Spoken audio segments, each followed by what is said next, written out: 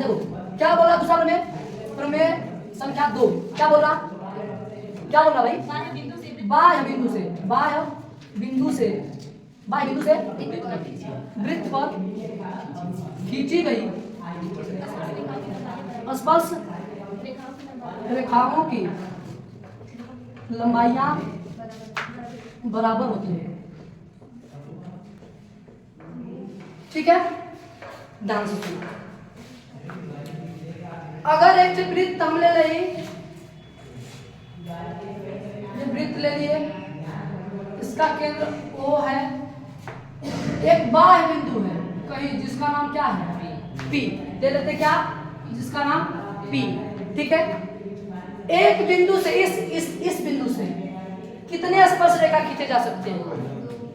हमेशा याद रखना कि बाह्य बिंदु से केवल एक वृत्त पर केवल 2 स्पर्श रेखा खींची जा सकती है। ठीक है, और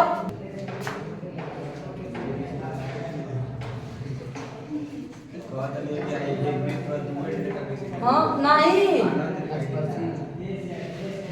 तो वह बच्चा हमसे पूछ ले लेता, हो से का पूछे की जरूरत रहा, समझा मत है, समझा हम तो समझाओ थे का समझाई बेलवा मैंने गरिया दिले, जीप कट गई, जीप कट गई, पक्का जीप कट गई।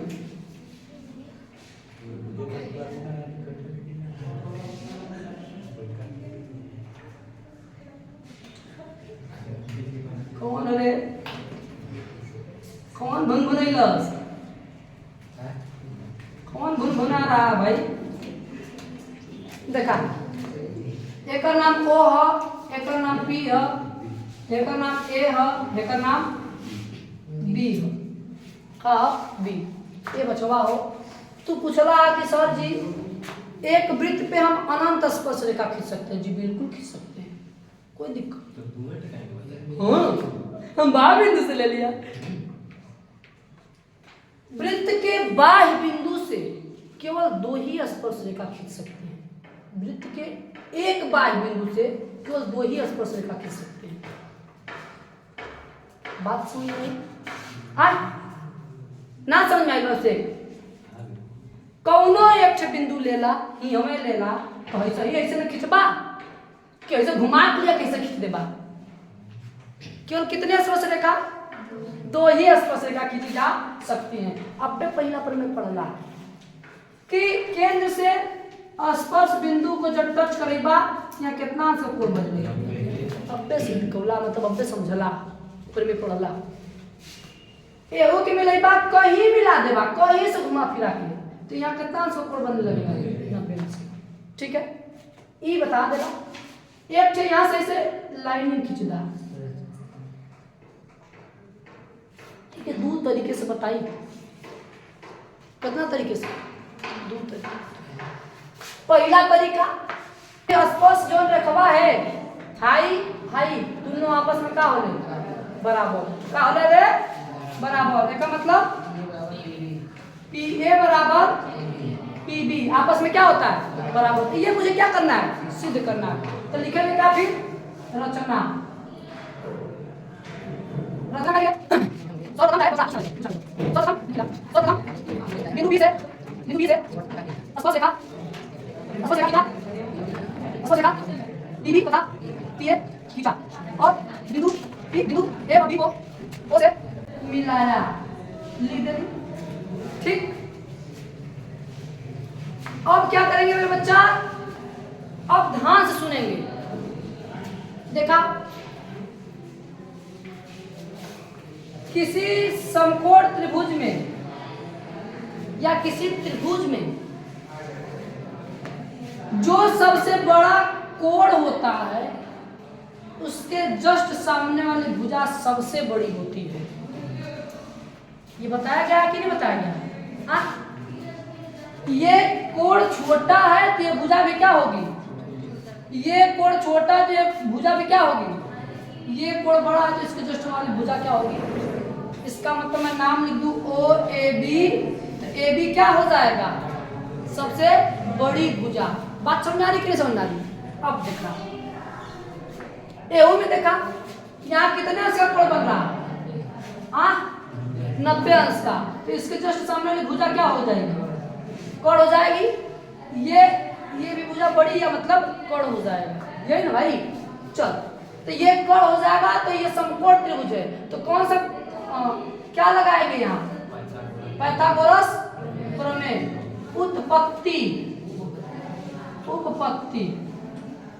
क्या हो जाएगा भाई? कौड़ क्या हो जाएगा? ओपी का स्क्वायर बराबर AO का स्क्वायर प्लस AP का स्क्वायर इक्वल समीकरण MB हवा OP का स्क्वायर बराबर OB का स्क्वायर प्लस PB का स्क्वायर। इस समीकरण नंबर क्या आ गया? दूसरा। ए बचवा हो, ध्यान से सुना। लखा तो से लखा समीकरण नंबर 1 समीकरण नंबर 2 से। ये देखा दोनों आपस में क्या है? जब ये दोनों आपस में बराबर तो ये दोनों आपस में बराबर होगा कि नहीं होगा? इसका मतलब समीकरण 1 व 2 से कहो। बड़ा ध्यान दे रहे हो आजकल। ऐसे ही दालाल। ये देखा ये दोनों आपस में बराबर था, ये दोनों आपस में क्या हो जाएगा? बराबर।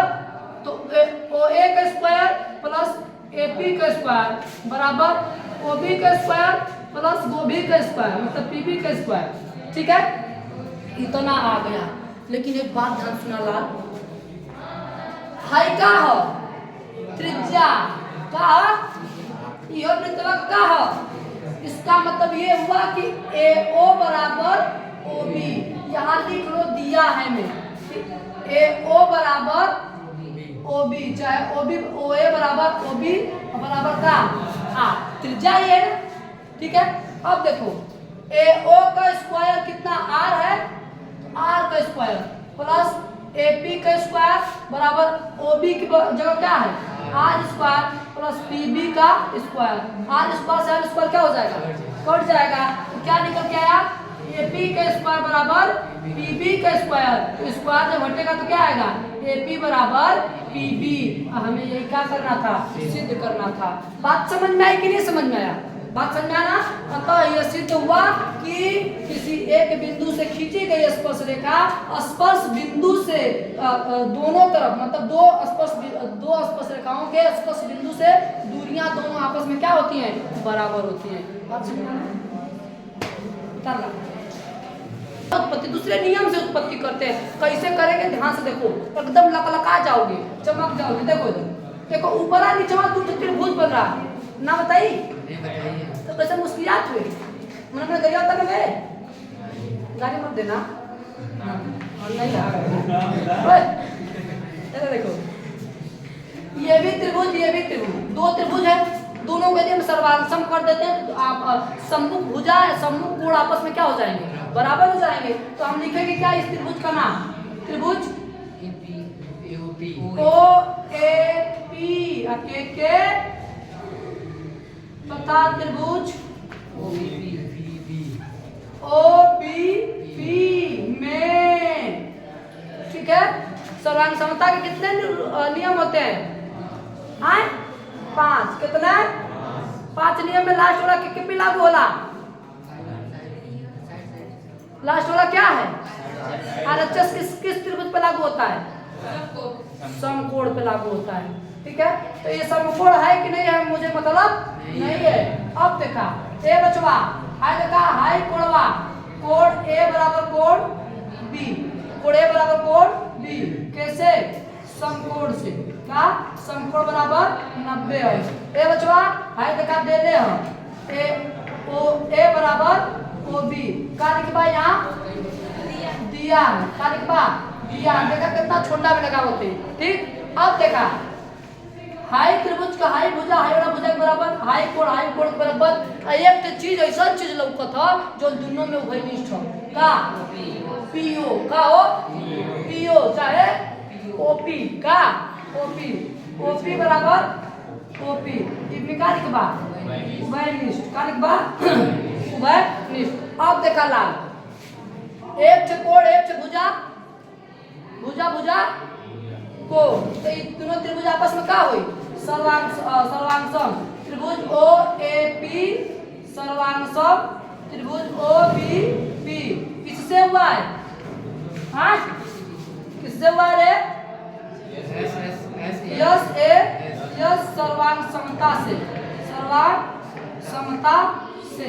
ठीक है, तो जब सर्वांग सम हो जाता है तो उसके संगत कोण, संगत प्रत्येक संगत कोण, प्रत्येक संगत भुजा आपस में बराबर बराबर। तो बराबर तो मतलब हमको यही पता करना है कि बीपी बराबर एपी, यही क्या करना था, बराबर करना था, जो कि सिद्ध हुआ। उतारना चाहते तो उतार।